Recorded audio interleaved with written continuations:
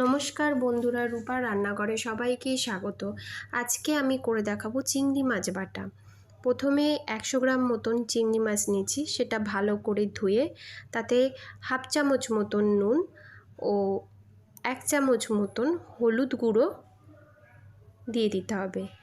এবার মাছগুলোকে ভালো করে নুন হলুদ মাখিয়ে নিতে হবে। নুন হলুদগুলো মাখানো হয়ে গেলে এভাবে 15 মিনিট রেখে দিতে হবে। এবারে পেঁয়াজ কুচি, 2টো শুকনো লঙ্কা আর 3 কোয়া রসুন নিয়েছি। পুরো রান্নাটাই আমি সর্ষের তেলে করব, তাই প্রথমে কড়াই গরম হলে তাতে সর্ষের তেল দিয়ে চিংড়ি মাছ দিয়ে গুলোকে আমি হালকা ভেজে নেব। চিংড়ি মাছগুলোকে এইভাবে হালকা করে ভেজে নিতে হবে। এভাবে হালকা করে ভেজে নিন। দেখুন প্রায় ভাজাটা আমার কমপ্লিট হয়ে গেছে। ভাজাটা হয়ে গেছে প্রায়। এবার আমি এগুলোকে একটা পাত্রে তুলে নেব। একটা পাত্রে আমি চিংড়ি মাছগুলোকে তুলে নিলাম।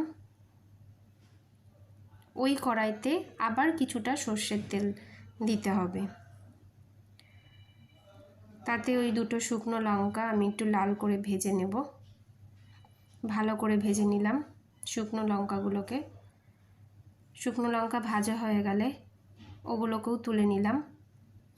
এবারে পেঁয়াজ কুচি, রসুন সবই একসাথে এবারে ভালো করে ভেজে নেব। একটু লালচে করে পেঁয়াজ রসুনগুলোকে ভাজতে হবে। পেঁয়াজ রসুনগুলোকে ভেজে নিলাম। দেখুন ঠিক এরকম হয়ে গেলে এগুলোকে নামিয়ে নিতে হবে।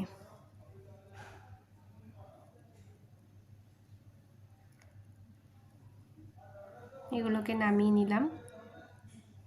তার মধ্যে আবার কিছুটা নুন দিলাম। এই নুনটা আপনারা নিজেদের স্বাদ অনুযায়ী দেবেন।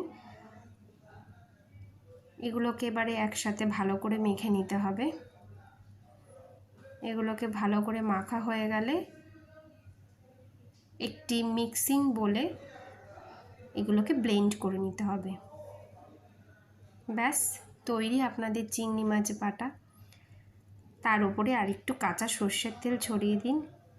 গরম গরম ভাতের সাথে পরিবেশন করুন। নমস্কার। ভিডিওটি ভালো লেগে থাকলে অবশ্যই সাবস্ক্রাইব করে দেবেন।